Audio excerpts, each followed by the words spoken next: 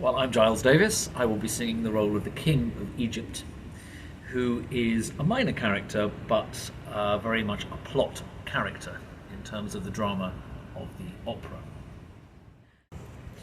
Well, Aida is, of course, most famous for the Grand March and chorus, and the famous trumpet fanfare that a lot of people will have heard without realising the opera it is from, or the dramatic point in the opera where that arrives.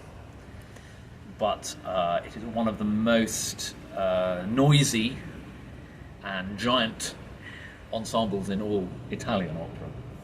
The drama of Aida and so much of the music of it is extremely intimate and very tightly woven and very compact musically and very intense. The opening of Aida, the prelude, is one of the most unique things in all operas. It starts with the strings up on the E string with this very uncomfortable and strange chromatic theme, which is the Aida motif.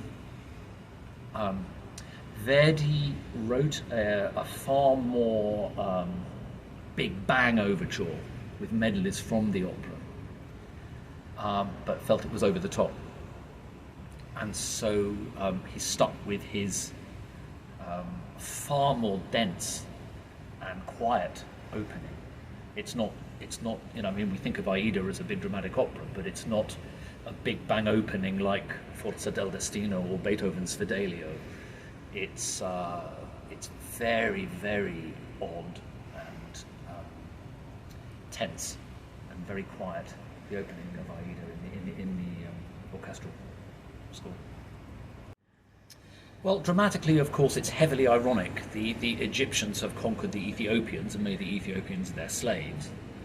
Not to give too much of the story away for anyone who comes to see our show, not to spoil the story too much. But there are also this incredible sequence of dances within that scene, which are so beautifully written. An absolute masterclass from Verdi in orchestration. But then when we have the repeat of the two main motivic musical ideas from the Grand March, we have it all at the end of the scene again, and here every soloist has their own part, and Verdi weaves us all together in the most extraordinary way, but at the same time just knocks you over the head with it. Also, another interesting thing, it's a theme that runs through quite a lot of the Verdi operas, is the father-daughter relationship. You have that in Rigoletto with Rigoletto and Gilda.